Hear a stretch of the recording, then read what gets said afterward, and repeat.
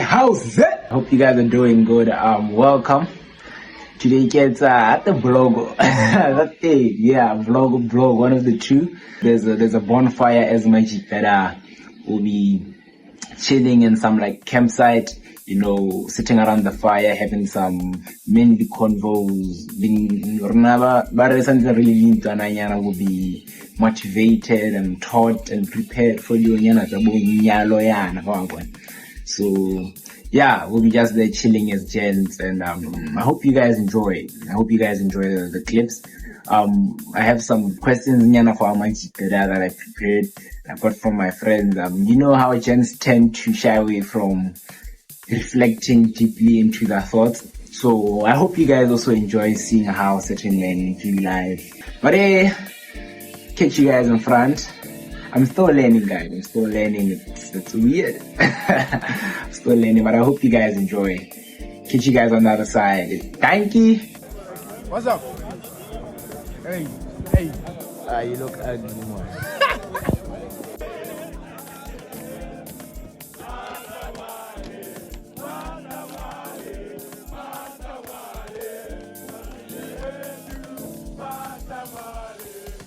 Organized meet. Organized PhD meet. And the PhD holder is right there. Exactly. Yeah. So today you're dealing with you're bright with the Gideons. Yeah. These are Gideonites. Gideonites. Yeah, the Gideonites. Exactly. Yes, and this is the Gideon. Exactly. And we are from Valor. Exactly. You understand?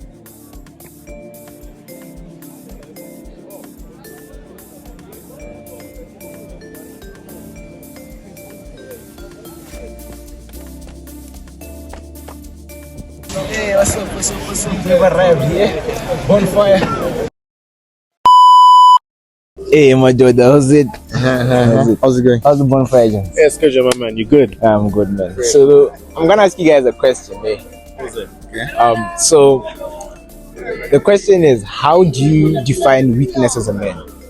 Whoever's ready to get it can go for it. Define weakness as a man from my initial definition of like what I think a man, what the traits that I think a man should have. I think you should be able to solve certain problems in life. So I think if a weak man is someone that is unable to solve the certain problems that he encounters, or that doesn't have the will to at least try to.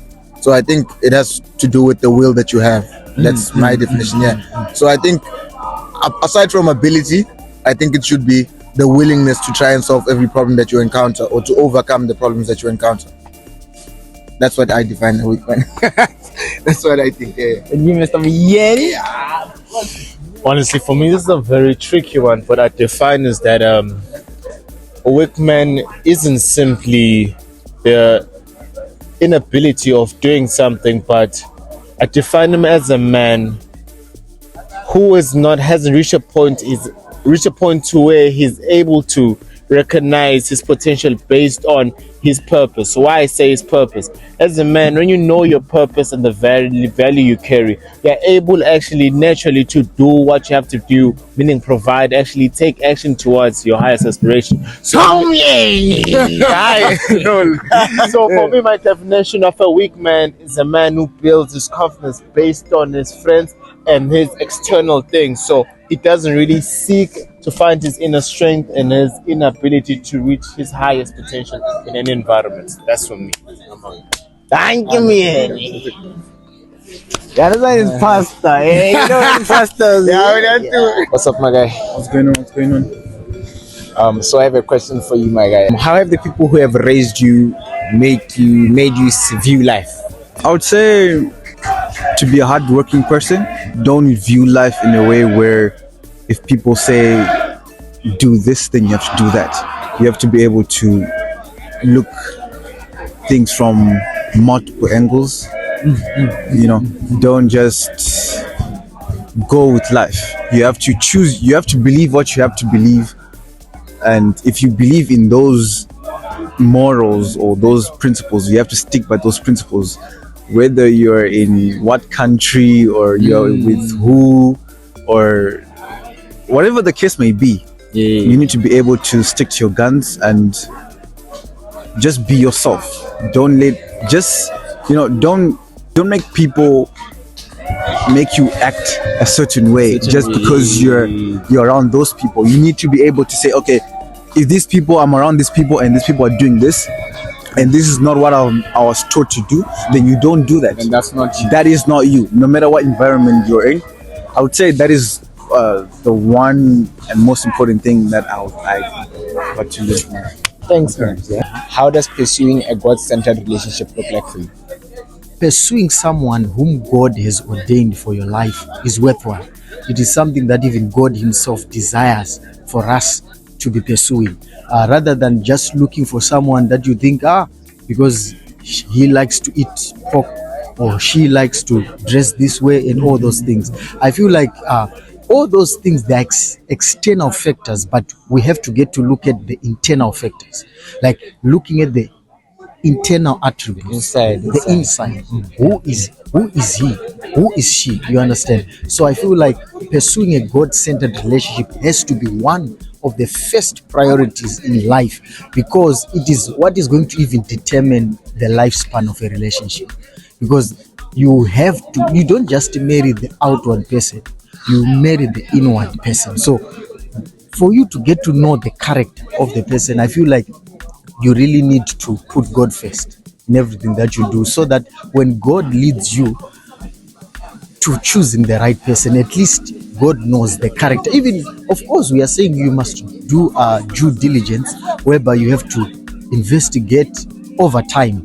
Some people, they take time for them to review their character, Their true self. Yeah, you understand. So sometimes that's why we're saying when God is guiding you, at least you get to discover. It's not through your own physical eyes, but at least God, through his inspiration and through his guidance, he'll get to help you to understand who that person is. So in a nutshell, I can say pursuing a godly relationship, or pursuing a relationship that is Christ-centered rather, or God-centered, is the way to go.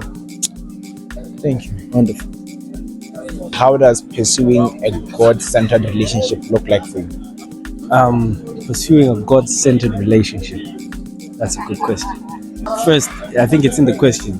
God is centered in the relationship, which means that the relationship is centered around what I would say the principles of God, which are certain things that you cannot do that are done in every other relationship.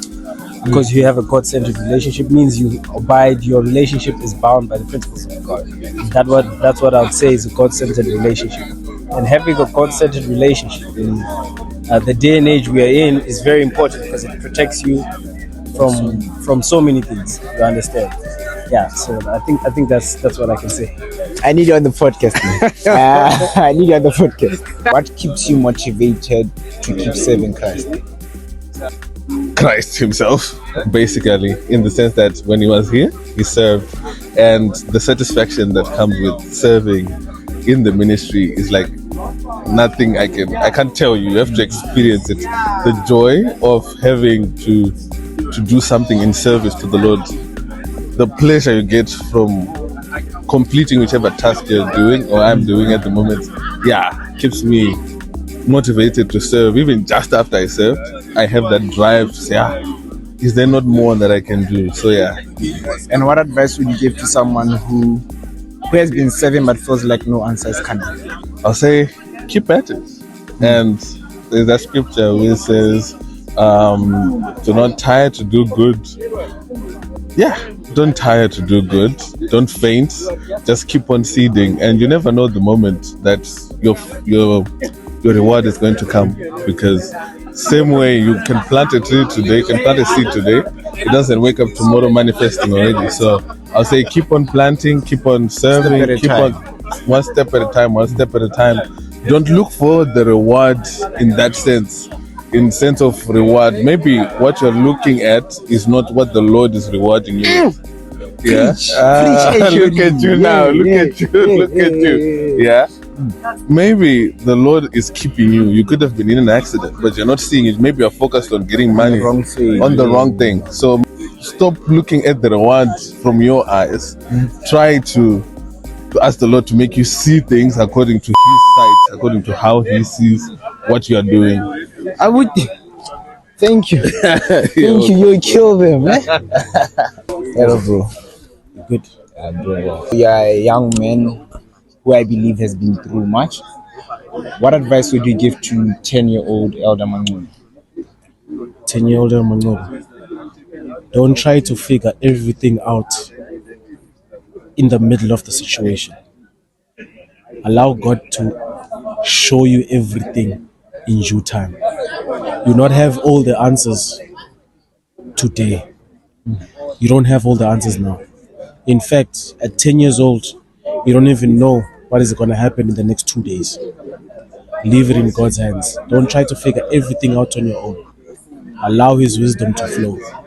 Secondly, please, as early as possible, Mangoba, trust God.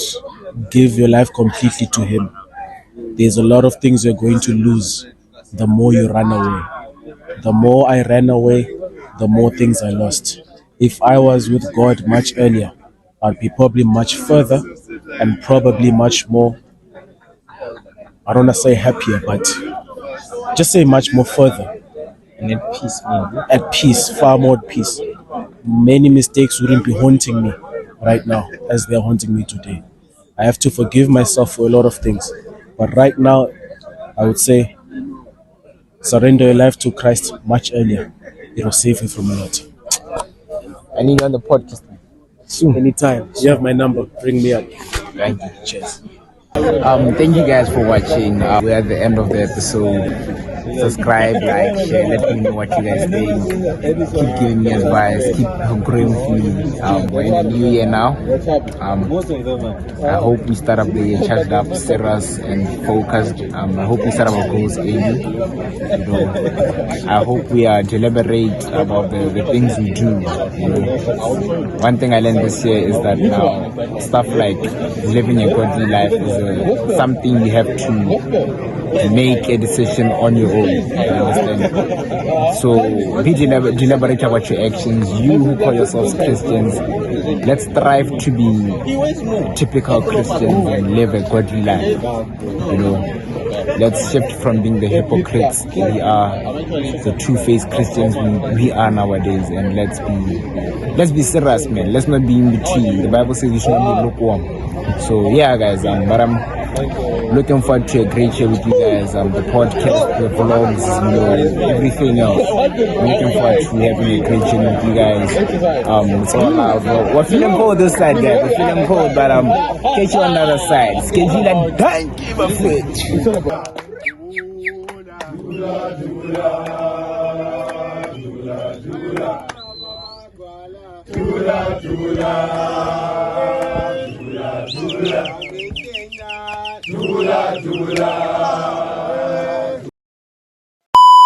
Hello, by the way, I'm going to school, then from there get it's a fresh cut.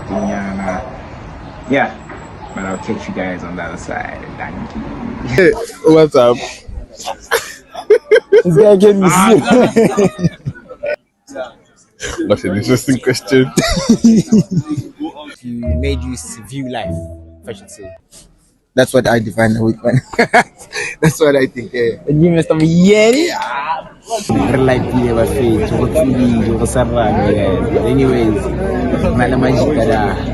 catch you guys on the other side.